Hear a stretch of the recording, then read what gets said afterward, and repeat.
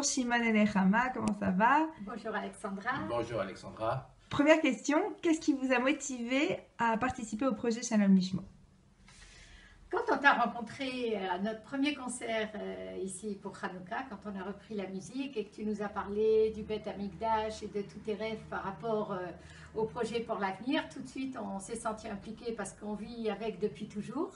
Et le fait d'être à Jérusalem fait qu'en plus, ça s'est amplifié mille fois, si ce n'est 100 000 fois, et que c'est notre rêve. Donc tout de suite, on s'est dit qu'on avait très envie d'être partie prenante du projet Shalom Lishmo par la musique.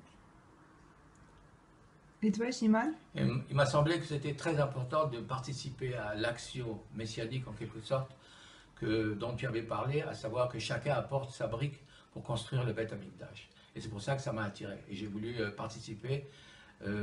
C'est une forme d'engagement du fait même que j'habite en Israël et que je suis résident à Jérusalem.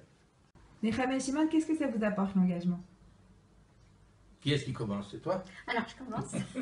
L'engagement, bon, c'est au jour le jour. C'est-à-dire qu'on se rend compte depuis qu'on a repris les concerts à Hanouka, à chaque fois qu'on a le plaisir d'être en contact avec du public, on ne sait pas à l'avance ce qui va se passer. L'engagement, ça veut dire qu'on arrive à leur transmettre toutes les idées merveilleuses qu'on a en nous depuis qu'on vit à Jérusalem avec la musique, et que l'engagement, c'est que ces personnes, grâce à la musique qui est de l'instrument, simplement on arrive à toucher directement non seulement leur neshama, leur âme, leur cœur, mais aussi leur pensée, et que dans leur pensée, ils aient envie de s'engager et les aider à sortir du quotidien pour s'engager vers l'avenir qu'on attend tous, c'est-à-dire le Beth Amikdash, le Mashiach, et qu'on soit enfin dans une unité du peuple juif qui permette que tout le monde trouve du bonheur facilement.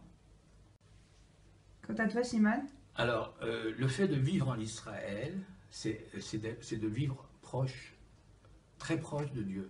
La transcendance, comme disent les philosophes, en fait, c'est Dieu. Et Hachem, c'est lui qui nous parle quand on est à Jérusalem. Il n'y a pas d'autre secret que d'être à Jérusalem pour pouvoir parler directement avec Dieu. Et lorsqu'on parle, lorsqu'on vit à Jérusalem, on peut transmettre aux autres notre foi. Parce que tous les Juifs, quels qu'ils soient, non religieux ou pas religieux, très loin ou rapprochés, ont tous cette étincelle juive qui fait que nous, en tant que juifs et musiciens, on rapproche les juifs parce que la volonté de Akadosh Baruch Hu, c'est d'unifier le peuple, comme c'était au Beth Amikdash et au Har Sinai. Comment cela s'exprime dans votre quotidien? Alors l'engagement au quotidien, il faut commencer par des considérations très matérielles, c'est-à-dire que c'est la gymnastique des doigts, pas seulement d'apprendre la musique, parce qu'on connaît beaucoup de morceaux, même si on en apprend des nouveaux, et on doit faire un entraînement régulier, bon, sauf Shabbat et les fêtes, mais donc tous les matins, après la Torah, c'est la musique. Donc l'engagement, c'est Torah et musique. C'est d'autant plus que le projet Shalom Lishmo nous concerne. L'idée principale, ce serait, le rêve même, ce serait qu'un jour, bientôt, Bezrat Hashem, on ait le Beth Amikdash, avec les musiciens. Alors nous sommes actuellement les seuls concertistes, mari et femme, en harpe et en piano dans le monde à faire la musique juive, en jazz particulièrement. L'idée, ce serait d'ouvrir une immense école de musique où tous les enfants peuvent venir gratuitement étudier la musique et qu'on forme tous les futurs musiciens du Beth Amikdash. Ça, c'est le rêve final. Ça exige de vous? Alors, personnellement, d'abord de la discipline et de l'entraînement au quotidien. Il ne faut pas relâcher l'attention quand on travaille musicalement.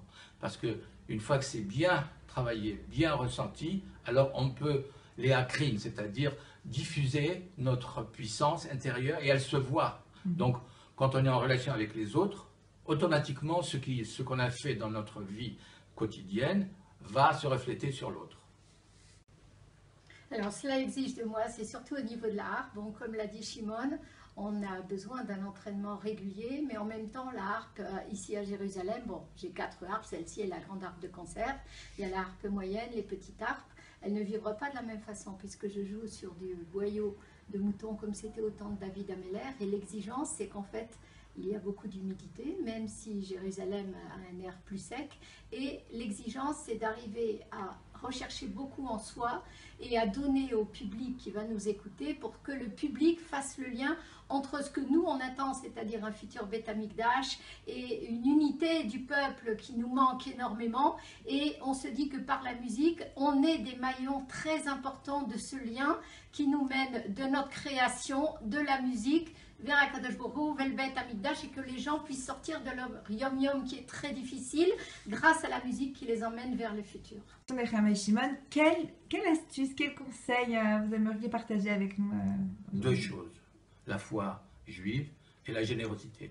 Il n'y a pas d'autre solution pour pouvoir vaincre l'incommunicabilité de l'autre, parce que autrui n'est jamais toujours ouvert à ce qui n'est pas découvert, en quelque sorte. Alors c'est vrai, ce qui nous porte, depuis qu'on est à Jérusalem, c'est particulièrement la Emouna, se réveiller le matin et dire merci à Kadosh Baruch Hu, on est là, on est heureux.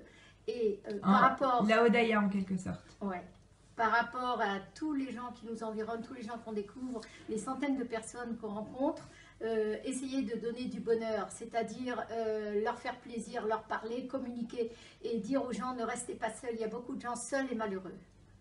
Comment définiriez-vous votre engagement et comment y êtes-vous arrivé? Alors, je pense qu'il y a deux questions dedans. Là, non seulement au niveau de l'art et au niveau de la foi. En tant qu'artiste, on a voyagé beaucoup, on a bien joué, et mon engagement personnel au niveau de la musique m'a fait prendre conscience que pour pouvoir mieux jouer, il fallait absolument que je réalise ce que ma foi me dictait, à savoir revenir au pays, c'est-à-dire en Israël, pour pouvoir exprimer sans aucune coercition nationale, gouvernementale, que je puisse exprimer mon art uniquement dans mon pays, en hébreu et à Jérusalem. Et toi, Nechama? Alors pour moi l'engagement par la musique et aussi par la Torah, puisque je suis née dans la Torah, et avec la musique de Shabbat, la musique des fêtes. Quand j'ai commencé la harpe à l'âge de 12 ans, mon premier voyage en Israël, j'avais 15 ans. Je voulais déjà rester pour être harpiste en Israël, mais à l'époque, c'était impossible. Et donc, avec Shimon, on s'est rendu compte qu'au bout de 40 ans de tournée musicale internationale dans le monde entier, c'était un tel rêve qui était en nous de pouvoir vivre notre judaïsme à Jérusalem particulièrement. L'engagement, c'était un jour, Bezrat Hashem, on va vivre à Jérusalem et on fera de la musique pour que la musique du Beth Amikdash puisse venir le plus vite possible, puisqu'on sait que la musique, elle réveille les Neshamot, il y a les cordes de la harpe, le son de la harpe monte au ciel directement à la Neshama sans avoir à réfléchir, elle vibre. Alors on s'est dit, maintenant qu'on a fait vibrer les Neshamot des gens du monde entier, il est temps qu'on vienne et qu'on réveille tout le monde. Shimon? Tous les jours, il faut d'abord prier, les 3 prières habituelles, faire ce que la halakha nous pousse à faire, et essayer d'être toujours en contact avec le divin, parce que chaque mitzvah est une représentation, une émanation de la divinité, et grâce à ça, et le fait même de parler uniquement en hébreu et d'être en Israël, mon jeu pianistique change totalement. Il est devenu de plus en plus hébraïque, c'est-à-dire israélien, mais dans le sens du futur, pas dans le sens d'aujourd'hui, mais dans le sens du futur. Quel est votre rêve? Ce serait quoi l'aboutissement pour vous idéal de votre engagement?